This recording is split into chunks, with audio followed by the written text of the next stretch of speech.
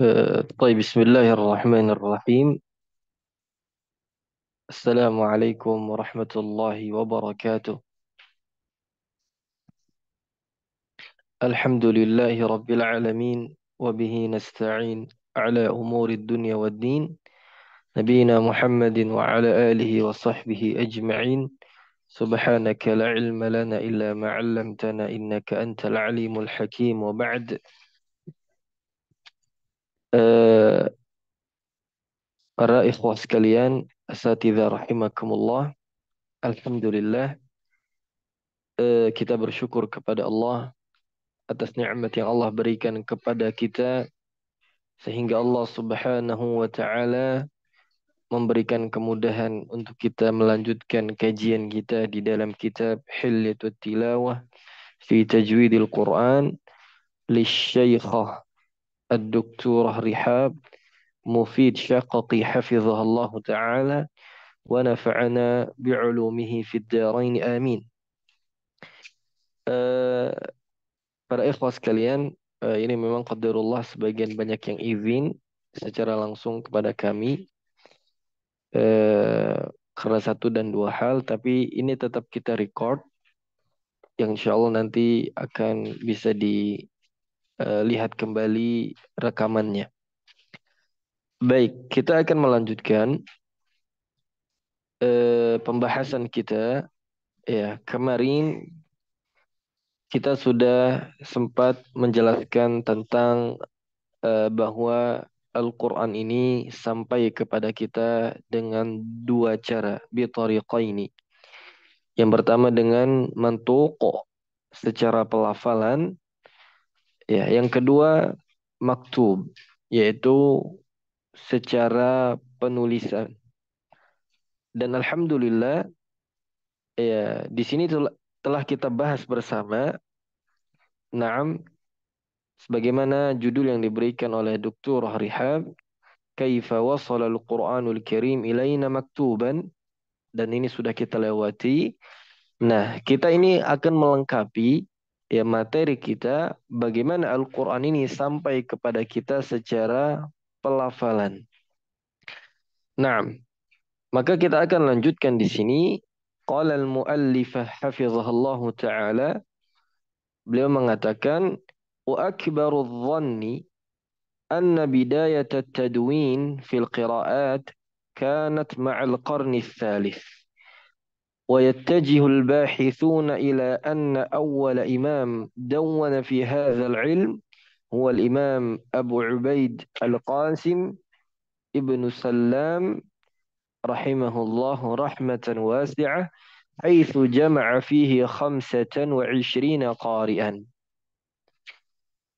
Menurut Dr. Rihab, ya, bahwa kemungkinan besar atau praduga yang lebih pasti bahwa awal di mana permulaan, ya, karya atau pengumpulan di dalam qiraat, yaitu dimulai di abad ketiga Hijriyah. Jadi adanya pengumpulan atau adanya buah karya tentang ilmu qiraat ini munculnya di abad ketiga Hijriyah.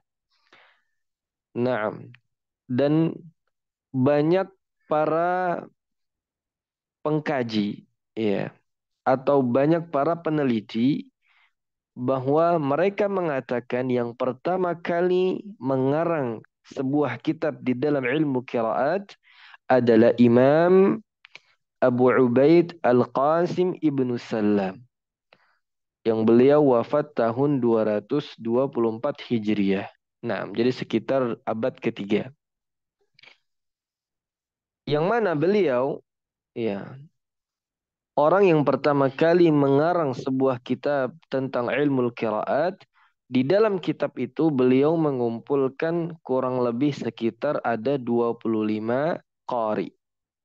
Nah, nah ini kita masih bicara tentang sebuah sejarah, ya. Kita masih bicara sejarah yang nanti pada akhirnya ya disimpulkan oleh ulama kita bahwa qiraat itu ya hanya ada 7 ditambah 3. Naam, yang akhirnya 10 qiraat inilah yang akhirnya disepakati dan dipelajari dan dijaga hingga hari ini. Nah, tapi awal mula sejarahnya adanya jumlah ya para imam atau awalnya pertama kali karangan ilmu qiraat ini muncul ya di abad ketiga ini. Tapi dulu yang pertama kali ini Al-Imam Abu Ubaid mengumpulkan bahwa imam-imam qiraat itu yang menjadi rujukan kata beliau ada 25. Demikian. Lalu beliau mengatakan waqad balagha adadu ma ullifa fil qiraati hatta tasbi' Ibni Mujahid. Dan setelah masanya Imam Abu Ubaid, setelah itu muncullah karya-karya baru. Iya, sampai masuk fasenya Imam Ibnu Mujahid, yaitu di abad keempat. Yang akhirnya Imam Ibnu Mujahid merumuskan dengan rumus yang baru bahwa beliau menyimpulkan bahwa imam kiraat itu hanya ada 7. Jadi beliau menjadikan 7. Awalnya 25, kemudian beliau jadikan 7. Nah, Nahu arba'ina muallifan yang beliau cangkup dari 40 kitab atau 40 karya. Minhum man iktasara ala qira'atin wahida wa minhum man tanawala akthar. Sebagian yang lain ya sebagian para penulis, naam, ulama-ulama kita ada yang akhirnya hanya menjadikan satu qiraat aja, yaitu satu imam saja. Ada yang apa namanya menulis dengan banyak imam, yaitu lebih dari satu. Maksudnya demikian. Faqad bada'a at-ta'lifu fi kutubin khassah. Maka sejak saat itu akhirnya mulailah karya-karya di dalam ilmu qiraat itu muncul. Ya, yang para ulama kita membuat kitab khusus tentang qiraat ini. Haitsu kana kullu tilmidhin يضبط القراءات التي تلقاها من شيخه في كتاب خاص على شكل قراءات فردية. Nah, munculnya karya ini dengan metode seperti apa? Yaitu dulu metodenya setiap para penulis ini ya mereka menulis qiraat itu sesuai qiraat yang mereka baca kepada guru mereka. Jadi semakin banyak mereka rihlah, maka semakin banyak para imam yang mereka masukkan. Jadi seperti itu. Jadi semakin banyaknya mereka berkelana untuk belajar, semakin luas dan semakin banyak guru mereka, maka akhirnya mereka akan mencantumkan dalam karya mereka banyaknya para imam. Nah, baik. Di antaranya apa? Kitabul Qiraat lil Kisai. Ya. Kemudian kitab Al-Ushnani an Hafs wa kitab Al-Hulwani an Hisham.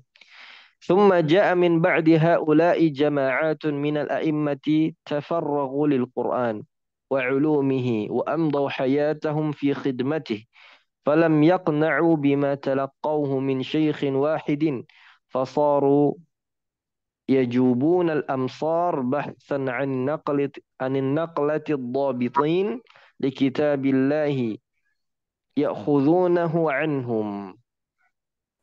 Kemudian setelah para ulama di zaman di abad ketiga dan di abad keempat muncullah setelah itu sekelompok eh, apa namanya ahli-ahli Quran ya yang mereka menghabiskan waktu mereka untuk belajar Quran.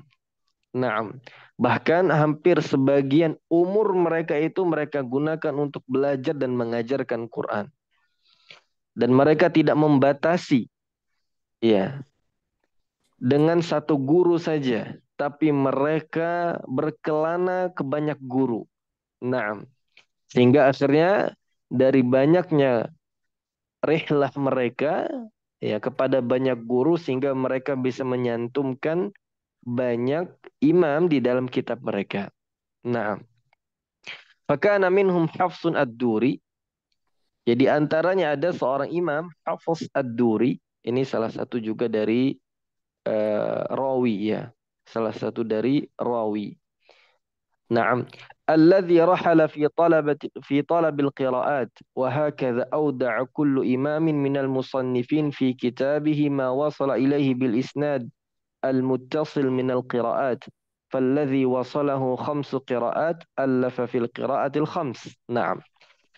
Nah, maka asatidzah rahimakumullah, di antara ada seorang imam disebutkan di sini, yaitu seorang imam bernama Hafiz Ad-Duri. Beliau ini melakukan rihlah perjalanan di dalam belajar qiraat. Maksudnya beliau bertalaqi ke guru yang lain, ke guru yang lain. Nah, yang akhirnya setiap guru atau setiap jalur guru beliau ini beliau cantumkan di dalam kitab beliau yang bersambung kepada Nabi Shallallahu Alaihi Wasallam. Nah, maka kata Dr. Rihab, "Falladhi wasalahu 5 qiraat allafa fil qiraatil khams." Maka kalau misalnya mereka para ulama kita ini misalnya melakukan rihlah perjalanan di dalam bertalaqi yang akhirnya mereka simpulkan ada 5 imam atau 5 bacaan, ya mereka akhirnya mengarang kitab yaitu Al-Qiraatil Khams, yaitu qiraat 5.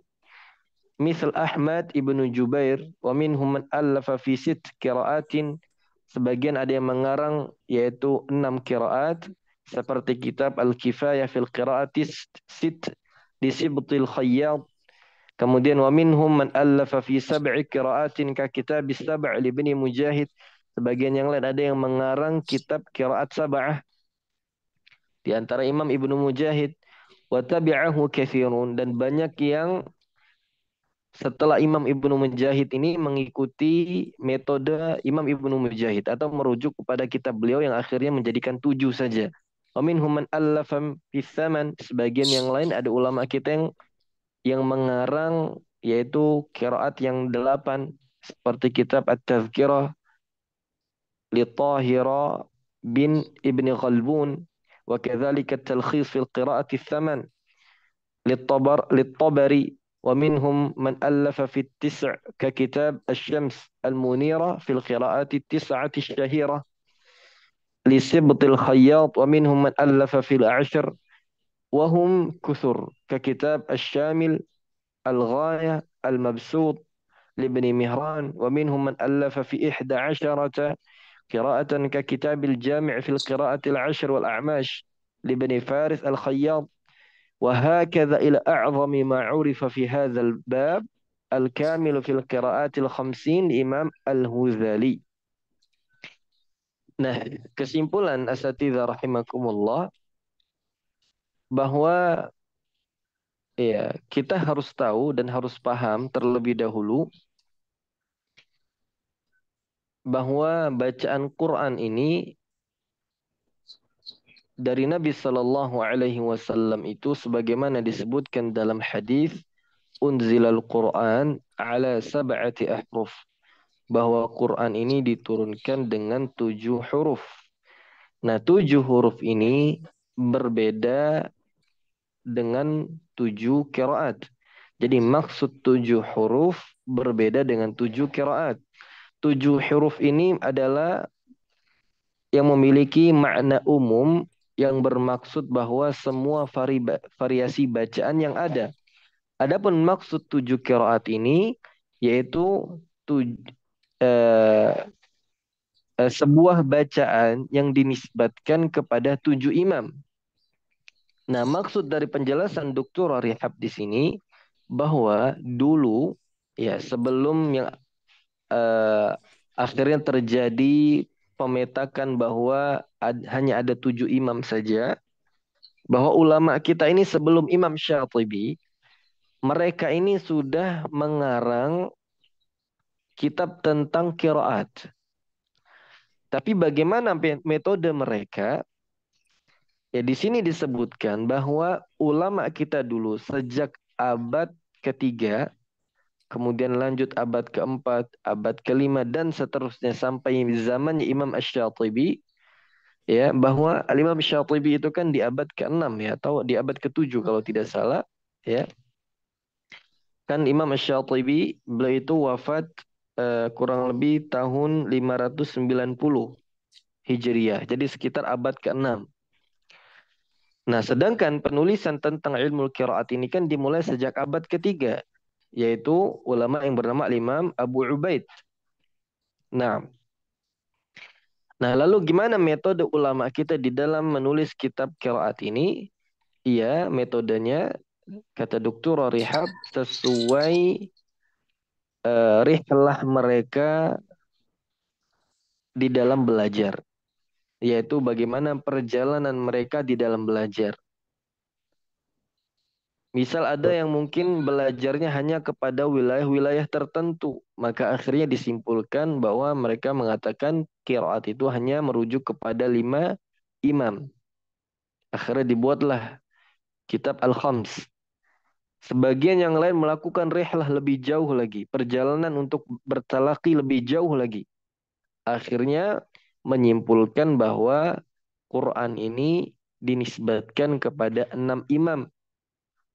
Maka akhirnya ada Kitabus Sitt, ada Kitabus Saba', yaitu Imam Ibnu Mujahid yang pertama kali mengatakan bahwa bacaan Quran kita ini hanya merujuk kepada 7 imam saja. Nah, akhirnya muncul lagi setelah itu sampai ada yang mengumpulkan 50 begitu. Sampai ada yang mengatakan apa? 50, yaitu karyanya Al-Imam Al-Huzali. Nah, demikian. Jadi apa namanya buah karya ulama kita ini dalam ilmu qiraat ini sangat banyak sekali. Tapi nanti yang akhirnya dilakukan penelitian lagi, yang akhirnya alhamdulillah eh, hanya ada 3 rujukan kitab saja yang menjadi penyempurna untuk semua qiraat ini. Nah, semua bacaan ini. Maka kata Dr. Rihab, وقد يفرد أحد الأئمة المصنفين قارئا بعينه بالتأليف ويتوسع في ذكر طرقه وأسانيده ليميزه عن غيره وقد يكون الدافع طلب أحد التلاميذ من شيخه فيجيبهم لما طلبوا كما أفرد الداني قراءة يعقوب. إذن فسبب اختلاف في ذكر عدد القراءات في التصانيف على حسب ما تلقى التلميذ عن شيخه والله أعلم.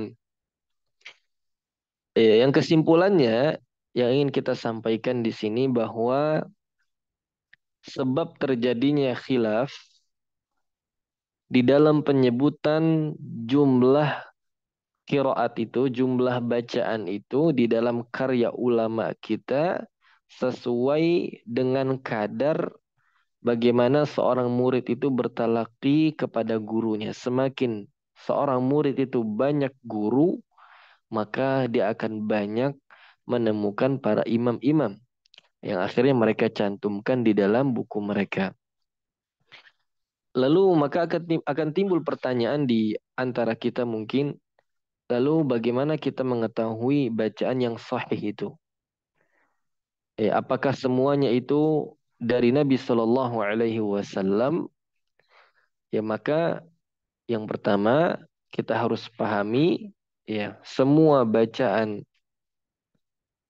yang ada ini ya tentunya nanti ada syaratnya, itu semuanya bersumber dari Nabi kita Shallallahu Alaihi Wasallam. Kan yang setelah kita ketahui yang disepakati ulama kita bahwa bacaan kita ini merujuk kepada 10 imam. Naam.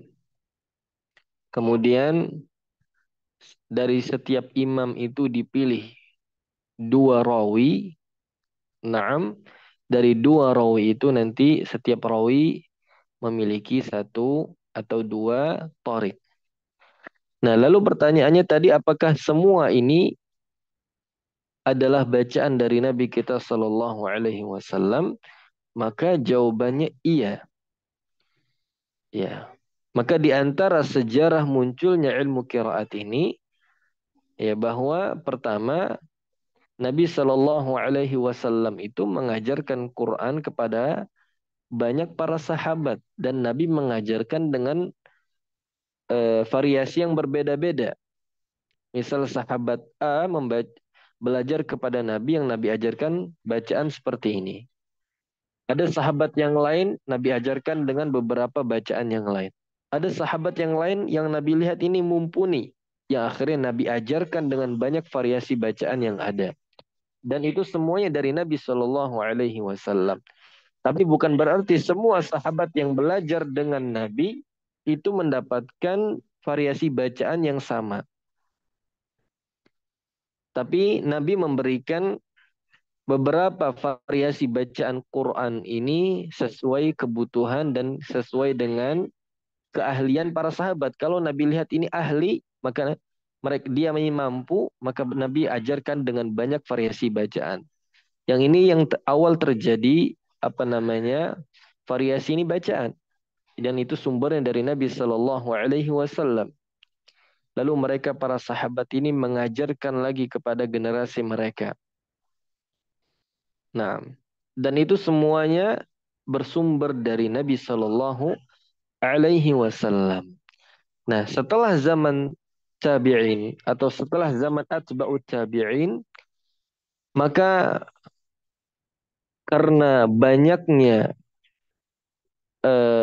para apa namanya para pelajar Al-Quran ini, ya akhirnya apa? Akhirnya ada sebagian mungkin guru itu mulai terjadi apa? Tadlis. Nah, jadi sudah tidak adil atau sebagian murid mungkin sudah meriwayatkan dengan cara yang kurang tepat. Maka akhirnya mulai banyak kerancuan. Nah, mulai banyak kerancuan. Akhirnya setelah itu ulama-ulama kita coba meneliti itu bacaan. Mana yang bacaannya itu masih sesuai sanatnya dan seterusnya. Akhirnya dinisbatkanlah kepada imam-imam ini. Nah, itu awal terjadinya apa namanya penisbatan bacaan ini kepada imam-imam qiraat. Sama. Jadi kesimpulannya asatidzah rahimakumullah bahwa sebab terjadinya khilaf di dalam penyebutan jumlah para imam qiraat ini sesuai bagaimana seorang murid itu bertalaqi kepada gurunya. Wallahu a'lam. Baik, kita lanjutkan. Wa ammal qiraatul qur'aniyah allati sahhat asaniduha ويقرأ بها اليوم وقد وصلتنا متواترة بحمد الله تعالى محصورة في ثلاثة كتب لا غير وهي dan kata Dr. Rihab bahwa bacaan Quran ini yang sahih sanadnya dan masih dibaca hingga hari ini dan sampai kepada kita mutawatir sanadnya itu sampai kepada Nabi Shallallahu Alaihi Wasallam yaitu yang termaktub di dalam tiga kitab saja, tidak ada selainnya. Nah, yang pertama Manzumatu Hirzil Amani wa Wajhi Tahani fil Qiraati Sab' al-Ma'rufatu bisyatibiyah. Yang pertama Nazam Hirzil Amani wa Wajhi Tahani fil Qiraati Sab' yang kita kenal dengan matan Syatibiyah dari Imam Al-Qasim Ibn Firra Asy-Syatibi. وقد نظم فيها كتاب التيسير في القراءات السبع للإمام أبي عمرو الداني وقد ذكر الإمام الشاطبي روايتين لكل قراءة من القراءات السبع وذكر كل رواية من طريق واحدة فمجموع الطرق في الشاطبية 14 طريقا لا غير.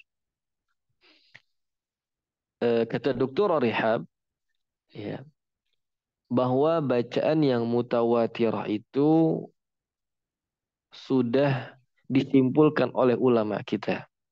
Hanya merujuk kepada 3 kitab saja.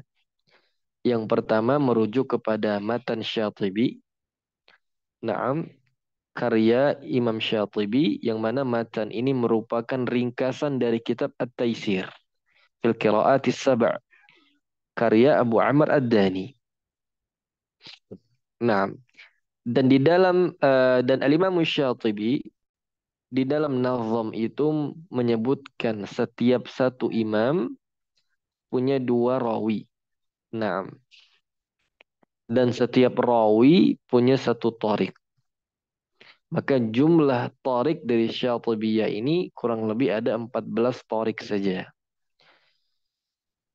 Jadi, asatidzah rahimakumullah, bahwa kenapa sih para ulama kita mencoba meringkas. Tentunya sekali lagi, misal kita sebut dari 7 imam qiraat itu ada Imam Nafi' Al-Madani. Nah, pertanyaannya apakah hanya Imam Nafi' saja yang ahli qiraat di zaman beliau? Jawabannya tidak. Nah, banyak ulama yang mungkin setara dengan beliau. Tapi kenapa beliau yang dipilih? Atau banyak juga orang-orang yang semisal dengan beliau di zaman beliau.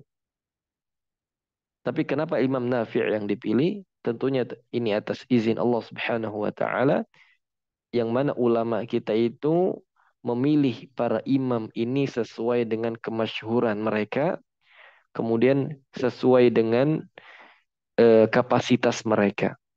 Akhirnya Imam Nafi' lah yang dipilih sebagai imam rujukan di dalam bacaan seperti ini. Nah, kemudian Imam Nafi' punya banyak murid tentunya.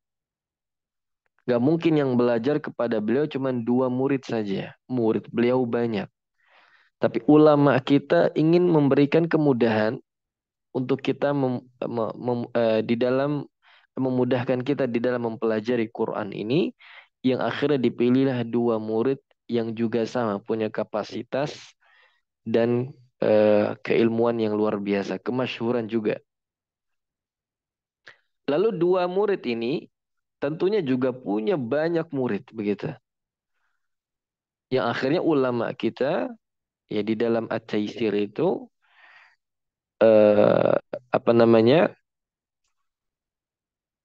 memilih dari setiap guru ini, rawi ini punya satu murid yang kita sebut dengan Tariq. Nah, begitulah Al-Imam Syatibi menjelaskan di dalam nazamnya. Tujuannya apa? Bukan membatasi bacaan yang mungkin banyak terus jadi 7, tidak. Tapi bacaan itu memang yang seperti itu yang ada, tapi ulama kita mencoba meringkas atau mempermudah dan jalur yang mungkin banyak, akhirnya dipilihlah satu-satu yang tujuannya memudahkan kita. Dan yang dipilih itu adalah eh, murid-murid yang memang punya kapasitas keilmuan yang terbaik di antara murid-murid yang lain. Nah, demikian. Lalu ada manzumah ad-durrah al-mudiyah fil qiraati thalath al-mardiyah li muhaqqiq al-fan al-imam Ibnul Jazari. Nah, lalu kitab yang kedua setelah Matan Syatibi ini mengumpulkan 7 qiraat. Lalu ada namanya Matan ad-durrah al-mudiyah yang menjadi pelengkap untuk qiraat asyarah. Yang di sini ditambahkan 3 qiraat yang lain. Ini buah karya Imam Ibnul Jazari. Naam. Waqad nazama fiha qira'atan Abi Ja'far wa Ya'qub al-Hadrami. Wa khalaf fi ikhtiyarihi wa tabi'a fiha al-Imam Syatibi fakhtara kulla qira'atin min riwayatain wa kulla riwayatin min tariqin wahida famajmu'u طرق الدرة 6 طرق وعليه فجموع الطرق الشاطبية والدرة 20 طريقا عن الأئمة العشرة. Jadi kan metode Al-Imam Syatibi memilih 7 imam. Ya, Imam Nafi', Ibnu Katsir, Abu Amr, Ibnu Amir, kemudian Imam Hamzah, Imam Asim, kemudian Al-Imam Al-Kisai, ya ada 7 imam. Lalu setiap imam itu punya 2 rawi dan setiap rawi punya 1 thariq. Maka Al-Imam Ibnul Jazari dari rihlah atau perjalanan beliau di dalam bertalaki Quran ini sangat luas sekali dengan banyak guru. Akhirnya beliau simpulkan, ini sepertinya butuh 3 tambahan imam yang memang secara syarat itu terpenuhi. Nah, di antaranya mungkin sanadnya yang mutawatir. Ya, sanadnya itu jelas, kemudian bacaannya sesuai dengan apa namanya bahasa Arab, kemudian tulisannya sesuai dengan rasam. Akhirnya beliau tambahkan 3 menjadi penyempurna dari 7 qiraat itu. Yaitu yang pertama Imam Abu Ja'far, beliau tambahkan Imam Abu Ja'far, Imam Ya'qub, dan Imam Khalaf. Jadi totalnya ada 10 imam atau yang kita kenal dengan qiraatul ashr. Dan Imam Ibnul Jazari melakukan metode yang sama. Setiap imam punya 2 rawi, setiap rawi punya 1 thariq. Maka totalnya kalau kita lihat gabungan dari Syatibiyah dan Durrah ada 10 imam, 20 apa namanya? 20 rawi. Nah, dan 20 thariq. Nah, wallahu taala alam. Nah, jadi asatidzah rahimakumullah, eh, ini ya gabungan dari Syatibiyah dan Durrah ini yang ulama kita menyebutkan qiraat asyrah yang sughra. Kenapa dibilang sughra? Karena setiap rawi hanya dicantumkan 1 thariq saja. Nah, nanti ada qiraat asyrah kubra. Maksudnya kubra di sini yaitu mencantumkan eh, dari rawi itu banyak thariq. Nah, maka inilah kitab yang ketiga. Kitab An-Nashr fil Qiraatil Ashr lil Imam Ibnul Jazari. Nah, As-Sabiqi Dzikr wa qad i'tamada fi ta'lifihi ala bid'i wa sittina kitaban min kutubi hadzal fan. Bahwa di dalam kitab An-Nashr ini buah karya yang sangat fenomenal sekali yang merupakan kitab induk di dalam qiraat. Nah, buah karya Imam Ibnul Jazari yang mana Imam Ibnul Jazari ini eh, di dalam penulisan kitab An-Nashr ini beliau merujuk kurang lebih sekitar 60-an kitab. Nah, qara'aha ala syuyukhi yang beliau baca kepada guru-gurunya. Wa qara'al Qur'an bima dhammaniha.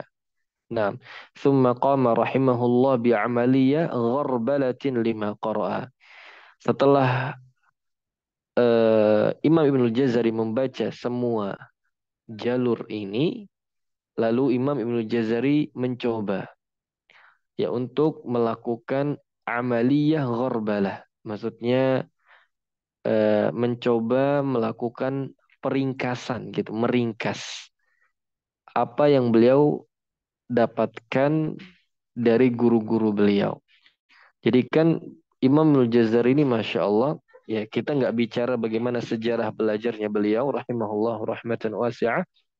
Tapi di sini kita ingin sebutkan bahwa Imam Ibnu Jazari ini melakukan rihlah dan belajar kepada banyak guru begitu.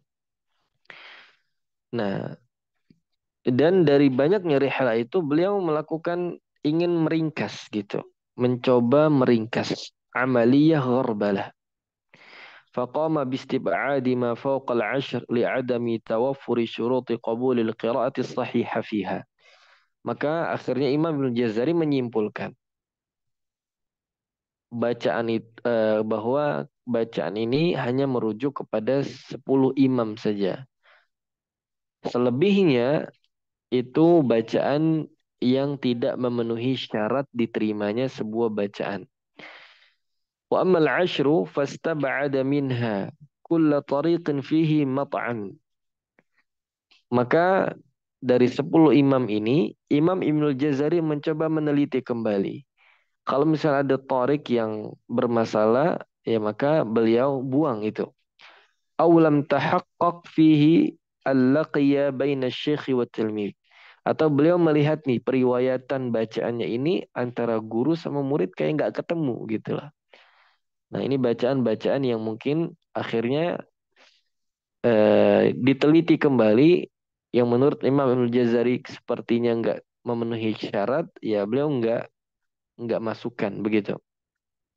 Au ruya bitariqil ijazah dunal qiraati wal musyafa, atau ada sebagian silsilah sanatnya itu yang mungkin ternyata tahamul adanya proses belajar Qur'annya hanya lewat ijazah saja. Jadi hanya diberikan ijazah, enggak dibaca begitu. Fatajamma'a ladaihi rahimahullahu ta'ala qariban min alfi tariqin 'anil qurra'il 'ashr. Maka setelah melakukan revisi dan penelitian dan seterusnya, maka Imam Ibnu Jazari mengumpulkan ya kurang lebih ada 1.000 torik dari 10 imam qiraat ini. Auda'aha fi kitabihil azim an-nashr. Lalu beliau masukkan atau beliau cantumkan semua ini di dalam kitab beliau yang buah karya yang sangat besar, sangat fenomenal, prestisius, yaitu namanya kitab An-Nashr. ثم قام بنظم القراءات العشر من تلك الطرق الألف في منظومة ألفية سماها طيبة النشر في القراءات العشر. Setelah bikin kitab yang kurang lebih ada 5 jilid ya, kitab An-Nashr. Nah, kemudian beliau mencoba meringkas dari 5 jilid itu menjadi sebuah nazam untuk mempermudah kita ini di dalam belajar. Yang di situ mengumpulkan semua imam dengan 2 rawi setiap imam dan kurang lebih ada hampir 1.000 jalur. Ya dikatakan 950-an jalur yang beliau kumpulkan dalam sebuah nazam alfiyah, yaitu Thayyibatan Nashr fil Qiraatil Ashr. Nah, jadi asatidzah rahimakumullah, eh, sebenarnya kalau kita ingin takhasus di dalam ilmu qiraat, kita ini yang pengen berkecimpung lebih jauh tentang ilmu qiraat, sebenarnya tangganya itu jelas dan mudah. Bahkan sederhananya ulama kita mengumpulkan, ya kalau kita ingin mulailah dari mempelajari matan Tuhfatul Atfal, yaitu kaidah dasar tajwid, terutama dalam riwayat Hafs. Masuk kepada setelah itu matan Al-Jazariyah, ya, buah karya Imam Ibnul Jazari yang mencangkup tajwid lengkap. Naam. Dan di situ ada beberapa tambahan abwab seperti waqaf dan ibtidah dan seterusnya. Kemudian setelah Jazari, kita masuk ke mana? Ya, masuk kepada Syatibiyah. Durra Thayyibah. Nah, jadi tahapannya itu seperti itu. Kalau kita ingin di level mahir. Cuman ini kita bicara teori.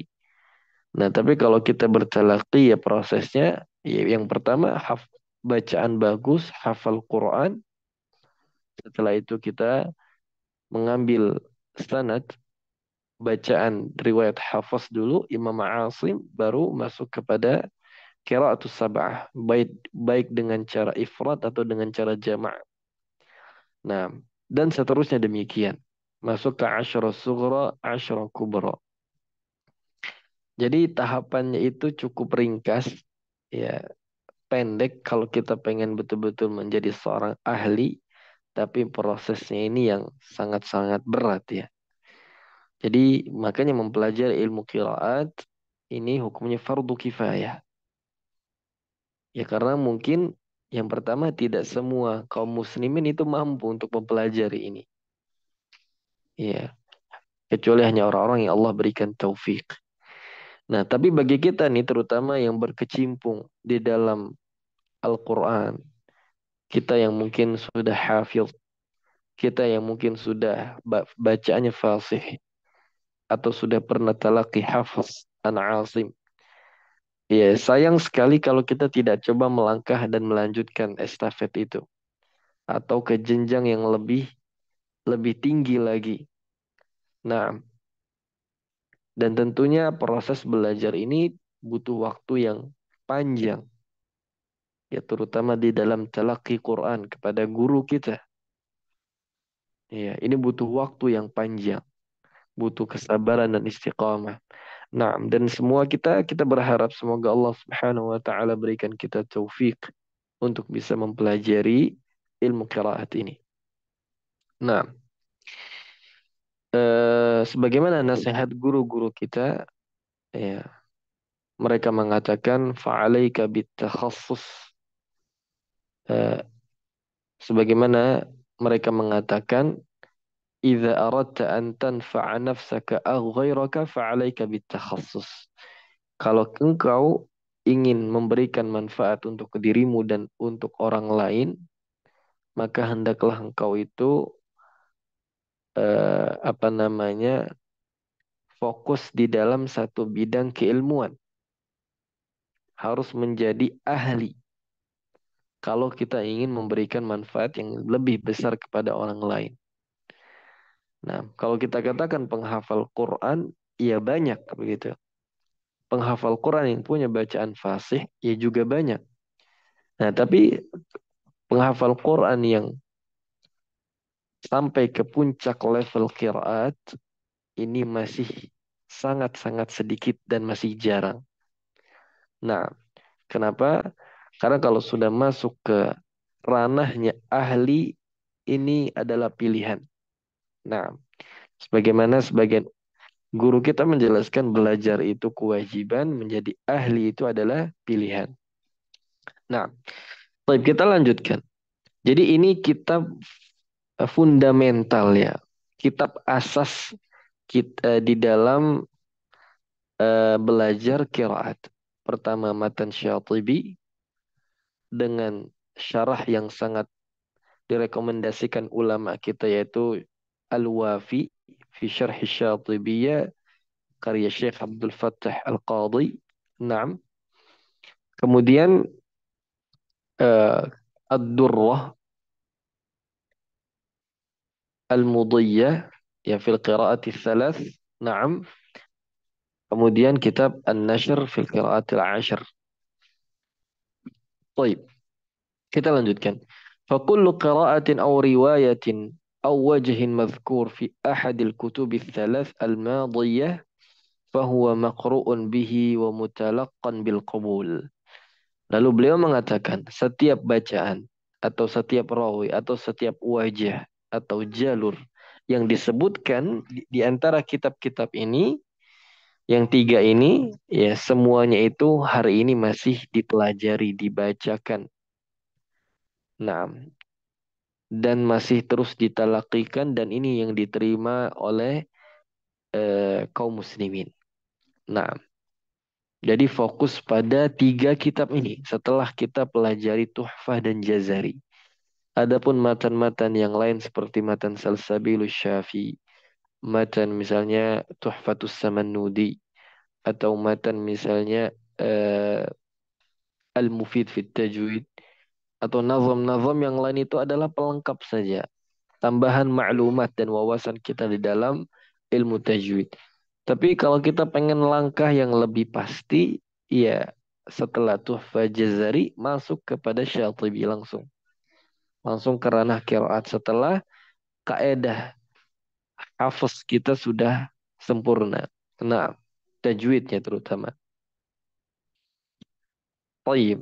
وقد امتن الله تعالى على الأمة الإسلامية بالشيخ المقرئ الدكتور أيمن رشدي سويد حفظه الله تعالى، حيث إنه تلقى هذه القراءات القرآنية بأعلى أسانيد، فيما آه، نعلم عن مشايخ الإقراء في العالم الإسلامي. وهكذا تلقى القرآن العظيم صوتيا ونقله إلينا بأعلى درجات التوثيق، وهو ما يعرف بالإجازة. فعلينا أن نرفع رؤوسنا عاليا ونفتخر بكتاب ربنا الذي حفظه الله تعالى لنا، ونسأله تعالى أن يديم علينا هذه النعمة العظيمة، وأن يلين ألسنتنا بتلاوة القرآن العظيم على النحو الذي يرضيه، وأن يجعلنا من أهله وخاصته، إنه سميع مجيب، والحمد لله رب العالمين. Maka Dr. Rihab di akhir paragraf ini menjelaskan Allah Subhanahu wa taala menganugerahkan kepada kita para ulama yang memang ahli dan pakar dan sangat kuat keilmuannya di dalam qiraat ini. Di antaranya beliau sebutkan Dr. Aiman yang merupakan guru sekaligus suami beliau, hafizahumullah taala. Yang mana Dr. Aiman ini kalau kita melihat silsilah sanad dan guru beliau, ya bahkan kita bisa lihat di YouTube itu di channelnya beliau, bahwa beliau itu memberikan keterangan rekaman, ya, bagaimana guru-guru beliau mengijazahkan bacaan Quran ini kepada beliau, Masya Allah, yang bersambung kepada Nabi Shallallahu Alaihi Wasallam dengan sanad-sanad yang sangat tinggi. Dan guru-guru Dr. Aiman ini adalah guru-guru besar yang sangat dikenal di dunia Islam, terutama di dunia ilmu qiraat. Nah, sanad-sanad mereka sangat-sangat tinggi, dan mereka adalah ulama-ulama yang memang ahli dan pakar.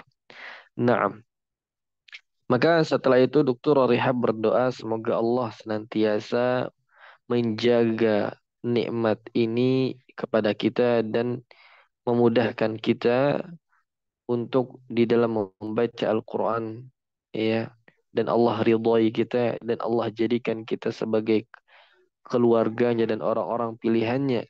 Alhamdulillahi Rabbil Alamin. ويمكن تلخيص النقل الصوتي للقرآن العظيم بالنقاط التالية. Nah, lalu hasil dari apa yang kita bicarakan dari awal, bagaimana Al-Quran ini sampai kepada kita secara pelafalan, kesimpulannya ada tiga saja. Tadi itu penjabarannya, ya, rinciannya. Bahwa proses periwayatan Quran dengan suara itu dengan tiga tahapan saja. Pertama, malaikat Jibril, ya, membawa Al-Quran ini kepada Nabi Shallallahu Alaihi Wasallam, lafalnya, maknanya, dan yang berkaitan dengannya. Lalu para sahabat bertalaki kepada Nabi secara langsung, mengulangnya dan memastikan bacaannya sampai betul-betul mereka itu mutqin bacaannya dan seterusnya. Lalu para sahabat meriwayatkannya kepada generasi emas berikutnya, generasi tabi'in. Lalu tabi'in melanjutkan ke generasi atba'ut tabi'in dan terus diwariskan dari segelompok generasi yang mereka mempelajari Quran dengan dua metode, musyafah dan talaqi. Nah, dan itu betul-betul terjaga Quran ini, dan juga dijaga oleh ulama-ulama kita yang mulai mencoba menuliskan secara khusus disiplin ilmu qiraat ini dari abad ketiga itu, dari seorang imam Abu Ubaid, nah, Al-Qasim ibnu Salam. Dan Alhamdulillah hari ini Masya Allah para masyayikh begitu banyak yang mereka merupakan pakar dan ahli di bidang qiraat ini. Dan juga Alhamdulillah buah karya ulama kita bisa kita nikmatin. Tinggal gimana kita mau belajar atau tidak. Tinggal kita ini mau belajar atau tidak. Dan bersabar di dalam belajar. Nah, karena talaqi itu butuh waktu. Nah, talaqi itu atau membaca kepada guru Ya, mungkin satu riwayat saja dari juz 1 sampai juz 30 itu butuh waktu.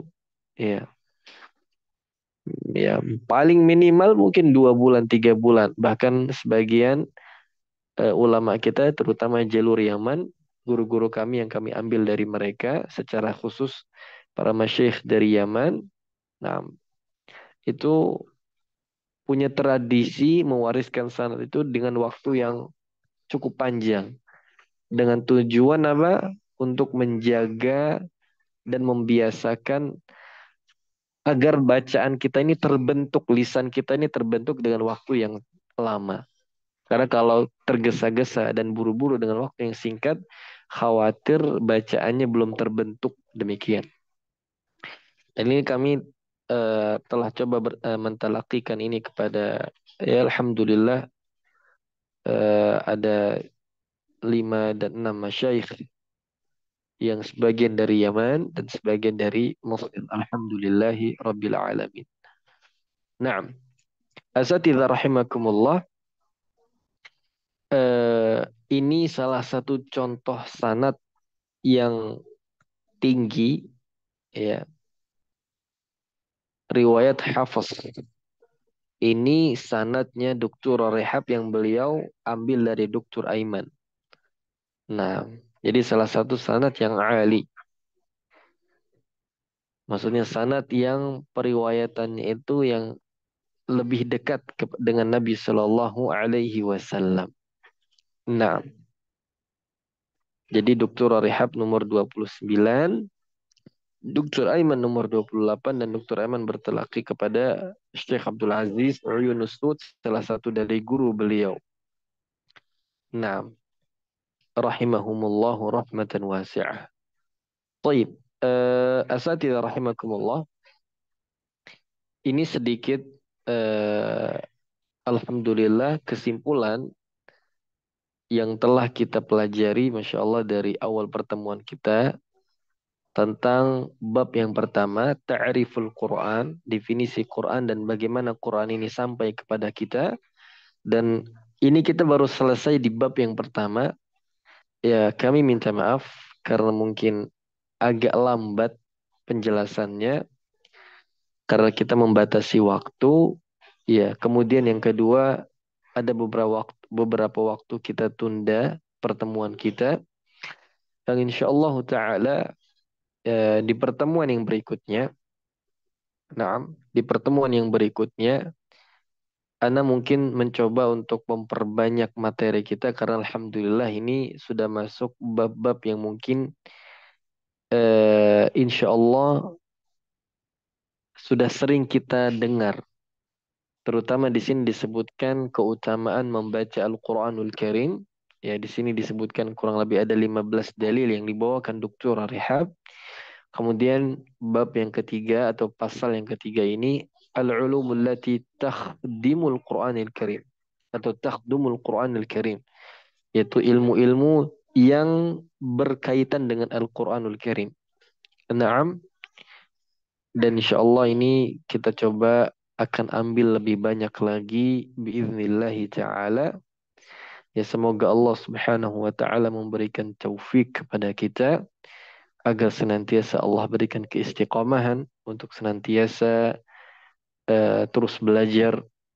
Naam, dan Allah bukakan rezeki ilmu kepada kita insya Allah ta'ala agar menjadikan ilmu yang kita pelajari ilmu yang bermanfaat. Nah, ini eh, para ikhwas sekalian rahimakumullah, kitab Hilyah ini adalah kitab yang Anda rasa sekali lagi buah karya yang sangat istimewa sekali karena Ana pribadi melihat beberapa karya tajwid, terutama dalam ilmu tajwid,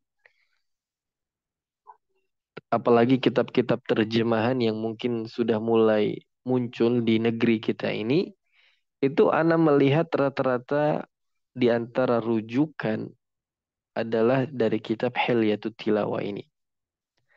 Nah, ini di antara rujukan ya.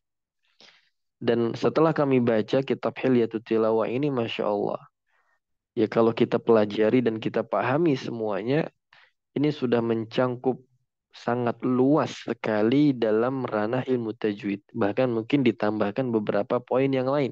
Di antaranya ini, sejarah qiraat ini. Nah, dan nanti Masya Allah masih banyak materi-materi emas yang lain yang akan kita pelajari. Walaupun mungkin ada sebagian materi yang sudah nggak asing di telinga kita. Ya, terutama masalah makharijul huruf, masalah sifatul huruf. Ya, ini kajian yang sudah nggak asing bagi kita para guru Quran. Tapi tentunya mungkin ada bab-bab tertentu yang kita belum pernah pelajari, terutama yang mungkin baru pernah mengkaji matan Jazari. Ya, ada beberapa bab yang mungkin ya kalau kita lihat matan Jazari itu cukup ringkas ya. Yang nggak mungkin mengumpulkan semua teori-teori penting dalam ilmu tajwid. Nah, tapi tentunya Imam Ibnu Jazari menjelaskan fima yajibu ala qari'il Qur'ani ay ya'lamah. Yaitu hanya beberapa saja yang penting diketahui oleh seseorang yang ingin membaca Al-Qur'anul Karim. Nah, seperti makhraj, sifat, hukum tajwid, waqaf ibtida, sama bab ta'nif dan seterusnya.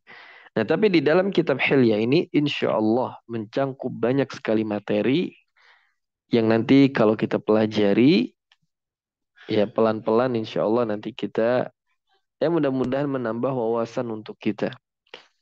Nah, untuk mukaddimah ini hanya tambahan maklumat saja. Nah, seperti nanti pada bab yang kedua ini kan masih menjelaskan tentang keutamaan apa namanya Al-Qur'anul Karim. Ya, ini juga tentunya bukan materi, maklumat saja. Nanti kalau sudah masuk materi tajwid, nah kita akan coba merincikannya insya Allah Ta'ala. Allah Ta'ala alam. Mungkin itu yang dapat Anda sampaikan. Kurang lebih Anda minta maaf insya Allah Ta'ala.